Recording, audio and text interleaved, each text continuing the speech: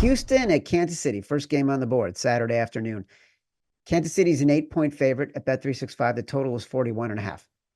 The line has moved within a very specific, narrow band. It opened at 7.5, got bet up to 8.5, down to 8, 7.5 in a lot of spots. The elephant in the room, Mahomes is a favorite of more than 3, being a historically bad bet, versus the combo of home teams and favorites this season and during the wild card being the right side. These teams did play each other about 3 weeks ago. They played on the 21st of December. The line was 3.5. Simon, I'm going to dig deeper into what we did in that game. But if you're looking at this and it's 8, it's 7.5, a difference of 4 points from the last time they played at home for Kansas City, what do you see here? Yeah, and this is honestly because it is the playoffs to me, Chad, that the books will adjust this way because we know it's just different. And it's the same thing with my model. My model has this as great value on Houston, right? And it's just because it simply doesn't understand the Mahomes factor. We talked about that last year. I had the 49ers as favorites in the Super Bowl, but I still bet the Chiefs. I had the Eagles, unfortunately, as the favorite in the Super Bowl, and I went against it. And I learned that lesson pretty hard that day. It's just like these models, it's like the Tom Brady effect. They just can't compute the Mahomes. And what that just does to the guys on the other sideline, right? We always talk about that. The guys on the other sideline looking across at Mahomes, especially in the playoffs. It's different. You know that killer is across the field and he's coming for you. So, yeah, in a normal regular season, Chad, we would be hammering the Texans here. It's CJ as a huge dog against Mahomes who plays with his food. But that changes in the playoffs. So we talked about it a little bit on Sunday night. If you do want to take a position on Houston, I'm not doing it, but I'm saying if you do, Chad gave it out. I believe it was 5.5, 6 first half on the Houston number. Take it. Houston, I think they're, Evan, are they 14-3 or 15-2 this season, first half against the spread? Incredible. They've been incredible. And we've seen the Chiefs do come out slow. I personally just can't do it. Like, I'm even thinking about it right now. I'm getting visions of them in Arrowhead. It's 25 degrees, and it's just Mahomes' first drive touchdown, 14-4 against the first half. So Houston's just been incredible at the first half. And yeah, this is an interesting number in the fact that you've seen a lot of these numbers get bumped up because it is what the sportsbooks need to do. They need to protect against the money line parlays and the teasers. And when this number opened 7.5, that to me was right. Like I said, my model has this at 7, so it's like, okay. It's up 0.5 point for people doing the 7-point teasers, doing the 6-point teasers, right? They're still getting the key number.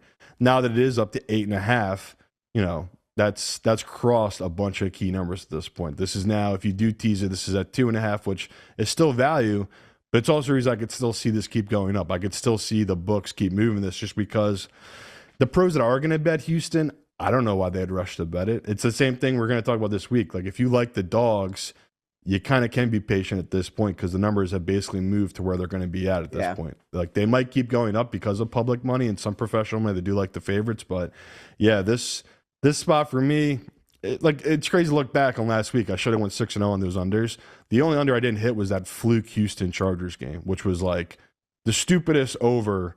Like, it really killed me too because that was the start of the week, and it was just like, oh God, if I made a huge mistake betting these unders, if we got such bullshit like that. No, it's, you got to trust the numbers. And right here, most people are going to know if they break it down. It's, if you look at these totals, and especially this game, this is going to be the lowest total of the week, right? I think it's already down to 42 at a lot of books.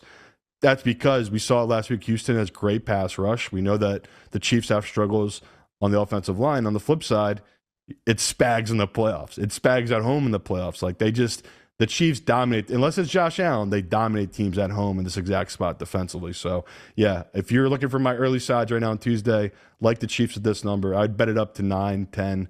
Once it gets to 10, that's when I stop. But at this number, I still feel confident in Mahomes. Just closing out this Houston team that, you know, they got away with one last week. And I do get people's view on this, taking CJ in this exact spot. I can't say a bad word about it because it is the professional sharp side. But to me, it's like, at what point does the number make sense? At 9.5, 10, I could be talked into Houston at that point. But at 9 and below, I think the value is still in this Chiefs team.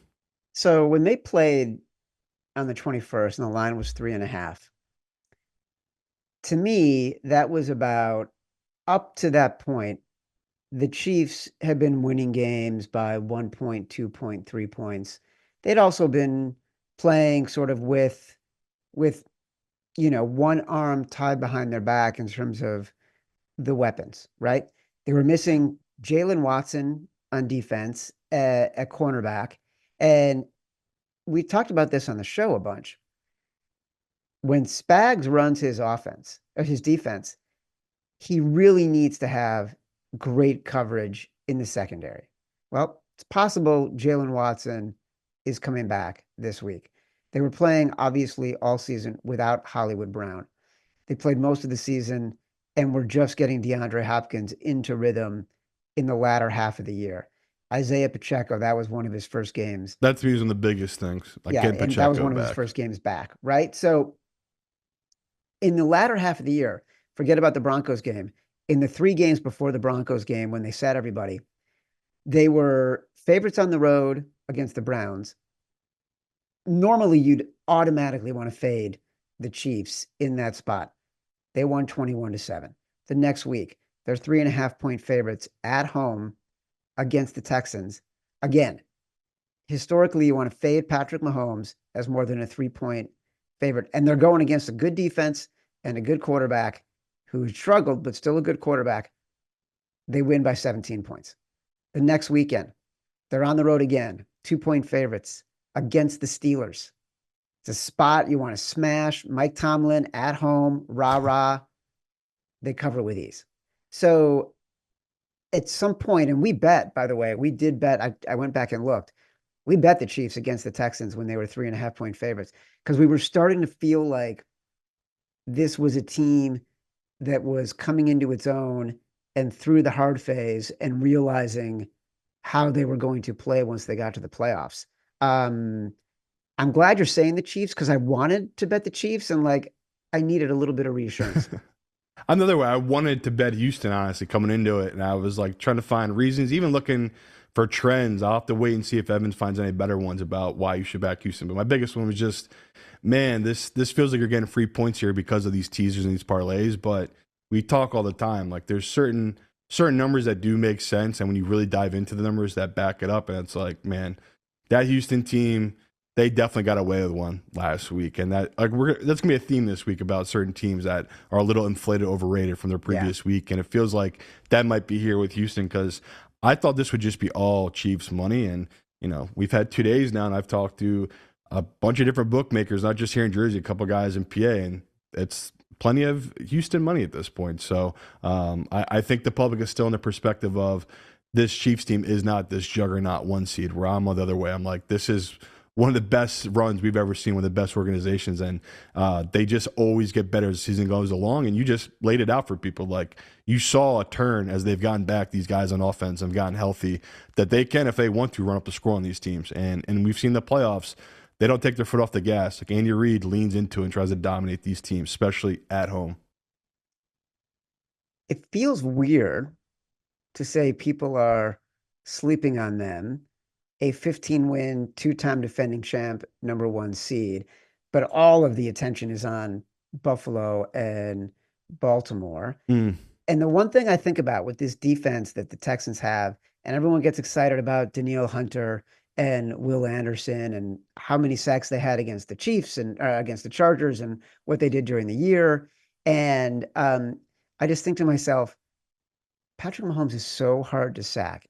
They've had a bad left tackle the entire season, and they figured out how to manage it, including the last few weeks when they just moved Joe Tooney out there.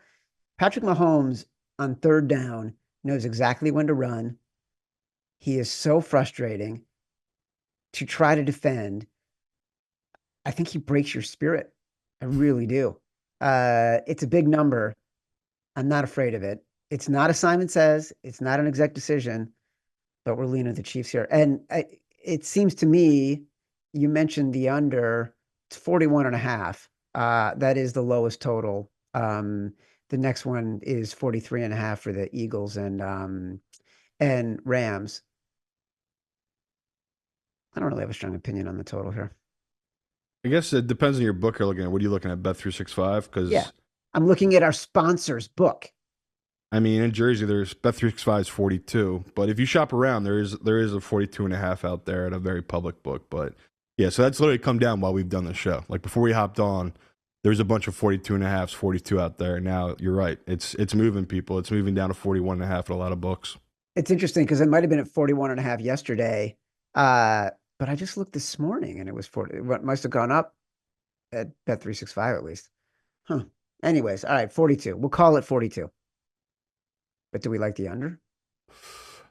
I like it, but it's starting to move through key numbers at this point. Like the edge is like incredibly small now. I mean, I literally have this game at 41. So like, yeah, do I like it at 41.5? Sure, but yeah, we're losing a little bit of value there with the big money coming in, moving this number down.